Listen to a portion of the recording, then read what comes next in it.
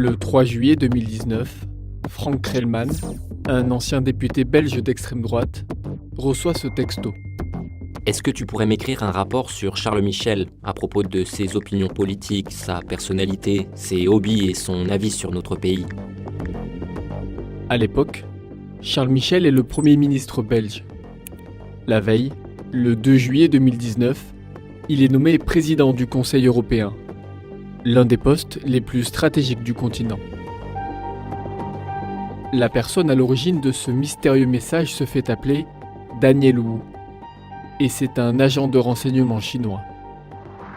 Le Monde, en partenariat avec le Spiegel et le Financial Times, a eu accès à des centaines de messages échangés entre ce Daniel Wu et Crellman et a pu les recouper. Notre enquête révèle comment l'agent chinois a chargé pendant au moins 3 ans sa source belge de plusieurs missions. Obtenir des informations sur les institutions européennes, influencer le discours européen et déstabiliser la relation entre les États-Unis et l'Union européenne.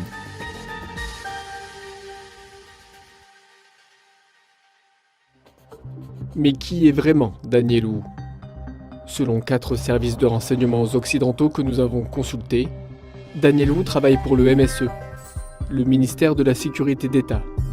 Parmi les différentes structures de renseignement en Chine, le MSE est considéré comme la plus grande agence de renseignement civil du pays, avec plusieurs dizaines de milliers d'employés.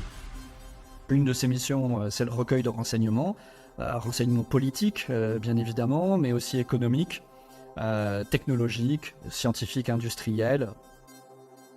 Toujours selon les sources au renseignement occidental, Daniel Wu travaille au Zhejiang State Security Department, une sous-direction provinciale du MSE. Avec ses 5000 officiers, cette antenne du MSE cible tout particulièrement l'Europe de l'Ouest. L'alias de cet agent de renseignement chinois a d'ailleurs été repéré pour la première fois en Pologne. En mai 2016, un pro-russe est arrêté par les autorités polonaises après des soupçons d'espionnage en faveur de Moscou et de Pékin. Selon nos sources au renseignement occidental, il était en fait en contact avec Daniel Wu. Mais retour en Belgique et à la correspondance entre cet agent chinois et sa nouvelle cible. Quand Frank Crellman n'écrit pas de rapport sur le Premier ministre belge, ce sont d'autres informations qui intéressent l'agent.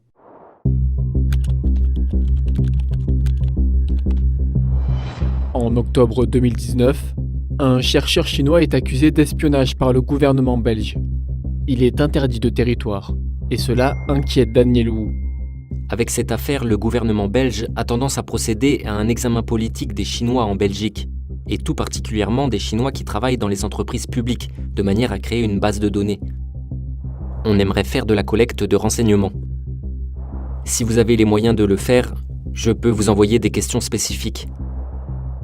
Ok, j'ai peut-être des gens, mais ce n'est pas certain qu'ils coopèrent. Wu sollicite même Crellman pour savoir qui est recruté. Il y a une action à faire, j'aurai besoin de votre aide. Ok, dites-moi. C'est à propos de Taïwan. Le Parlement régional de Bruxelles va discuter d'une loi de partenariat avec Taïwan. Je me demande s'il y a quelqu'un qui pourrait voter contre au Parlement à Bruxelles.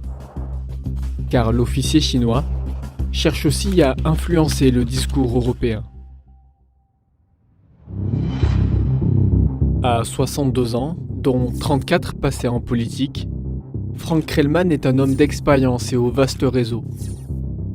Il est alors membre du Vlaams Belang, le parti politique d'extrême droite belge. Daniel Wu veut exploiter ce réseau. Dans les nombreux échanges que nous avons consultés, il lui demande de diffuser certains éléments de langage. En mai 2020, alors que l'épidémie de coronavirus sévit partout en Europe, la Chine se retrouve au cœur de l'actualité. Daniel Wu propose à Crellman de faire passer des messages par le biais de l'Église catholique. Nous avons pour objectif que les évêques catholiques prennent la parole et diffusent ces messages. 1. Le coronavirus est l'ennemi global. 2. Ne pas politiser le virus.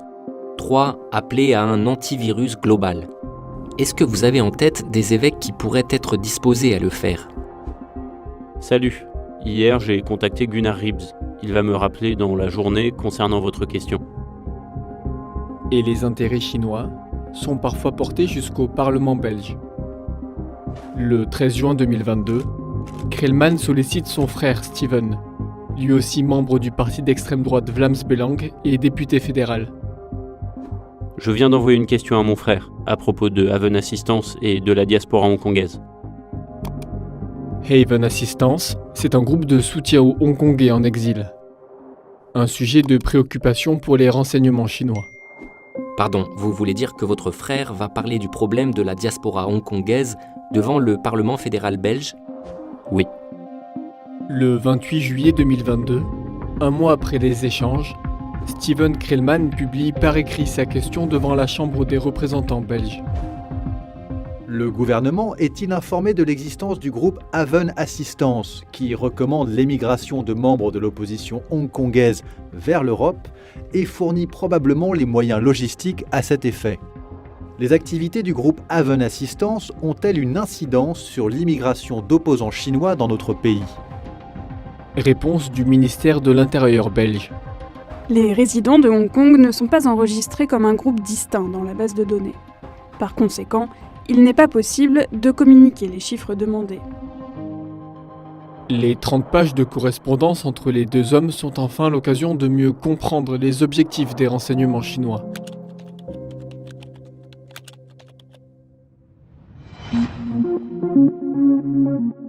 À la fin de l'année 2022, Emmanuel Macron et son homologue allemand Olaf Scholz sont attendus en Chine pour 2 visites diplomatiques de premier plan. C'est l'occasion, pour Wu, d'exposer son état d'esprit. Il y a un projet dont nous sommes en train de discuter. L'objectif et l'idée principale sont de créer une certaine ambiance pendant la visite, pour montrer que les États-Unis et le Royaume-Uni déstabilisent la stabilité énergétique en Europe et que la Chine est en train d'y remédier. Une idée du type d'action à mener ?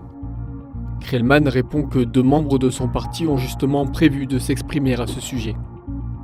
Il y aura une intervention de Tom Van Dodrich ou Philippe de Man, tous les 2 députés au Parlement européen.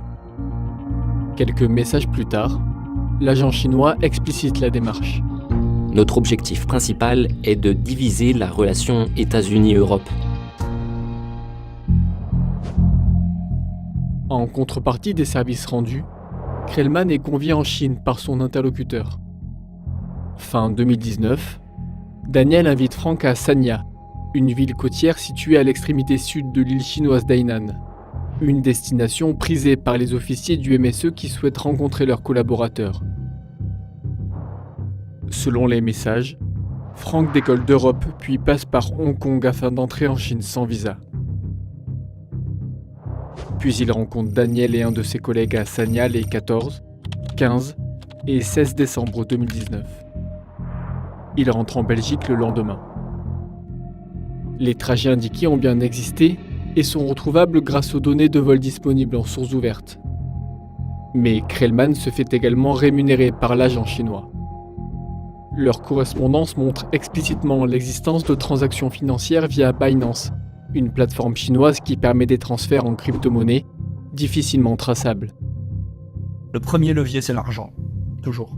Enfin, c'est le plus utilisé. C'est normal parce que c'est le plus efficace. Parfois, ils utilisent l'idéologie. Et en Europe, l'idéologie, oui, voilà, ça peut être l'idéologie d'extrême gauche, l'idéologie d'extrême droite, l'anti-américanisme, même auprès de gens qui sont pas forcément pro-chinois, qui se fichent même un peu de la Chine, mais qui rejoignent les Chinois sur leur anti-américanisme. Les échanges que nous avons récupérés s'arrêtent en septembre 2022. Contactés, ni Franck Creelman, ni Daniel Wu n'ont répondu à nos demandes d'interview. L'ambassade de Chine en Belgique a qualifié notre enquête de fabrication, tout en précisant que Pékin suivait un principe de non-ingérence dans les autres pays. Quelques heures après la publication de cette enquête le 15 décembre 2023, Franck Creelman a été exclu de son parti, le Vlaams Belang, après plus de 37 ans d'adhésion. Son frère, Steven, a quant à lui démissionné de son poste de président de la commission parlementaire sur les achats militaires belges.